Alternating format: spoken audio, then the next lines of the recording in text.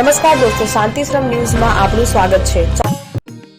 ઓગળ તાલુકાના શ્રી ઉણ વિભાગ કેળવણી મંડળ સંચાલિત શ્રેષ્ઠ અને કુમકુમ મંગલ મંદિર ઉણ ખાતે ઉપમન નામકન દાતા પ્રતિમા અનાવરણ તથા દાતાઓનો સત્કાર સમારંભ એમ ત્રિવિધ સમારંભ યોજાયો હતો, જેમાં કાંકરેજ ધારાસભ્ય અમરતજી ઠાકોર, સદભાવના ફાઉન્ડેશનના નીતાબેન દોશી, રમેશભાઈ સોની, ડોક્ટર કુમુદબેન એ મોદી, કેનેડા શંખેશ્વર કેળવણી મંડળના પ્રમુખ ભરતભાઈ શેઠ આદિ મહાનુભાવો દાતાઓ ઉપસ્થિત રહે. પ્રાર્થના તેમજ શાળાની બાલિકાઓએ સ્વાગત ગીત સહ શાળાના પ્રથમ પૂર્વ આચાર્ય ચીનુભાઈ શાહ આદિ મહાનુભાવો દ્વારા દીપ પ્રાગટ્ય કરી કાર્યક્રમની શરૂઆત કરવામાં આવી હતી. પધારેલા સૌને સંસ્થાના પ્રમુખ નવીનભાઈ ભોજકે આવકારેલ અને દાતાઓના સહકાર થકી સંસ્થા હરણફાળ ભરી રહી હોવાનું જણાવેલ. આચાર્ય બાબુભાઈ પટેલે સંસ્થા દ્વારા થયેલા પ્રવૃત્તિઓનું વિવરણ કરી શાળા વિકાસની રૂપરેખા આપવામાં આવી.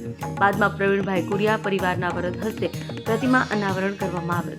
તેમજ દાતા પરિવારના હાથે ઉપકરણનું નામકરણ તેમજ દાતા પરિવારોનો તેમજ ઉપસ્થિત રહેલા મહેમાનોને બાલિકાઓ દ્વારા કંકુ તિલક કરી તેમજ મંડળમાં પ્રમુખ નવીનભાઈ ભોજક, ઉપપ્રમુખ હનુભા વાઘેલા, મંત્રી વિનોદભાઈ શાહ, સહમંત્રી નવીનભાઈ સોની, ટ્રસ્ટીશ્રીઓ તેમજ કારોબારી સભ્યો દ્વારા મોમેન્ટો આપી શાલ ઓઢાડી સન્માન કરવામાં આવ્યું.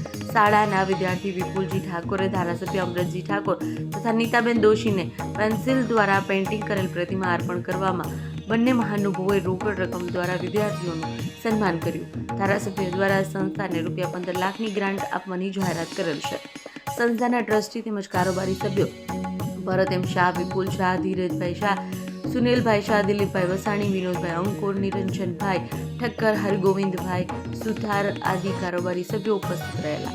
આ કાર્યક્રમનું સંચાલન પ્રહલાદભાઈ ઠક્કર તેમજ બાબુભાઈ જોશીએ કરેલ, જ્યારે આભાર વિધિ મેનેજિંગ ટ્રસ્ટી સુરેશભાઈ એ કેલાએ કરી હતી. બાદમાં સૌએ ભોજન લીધેલ.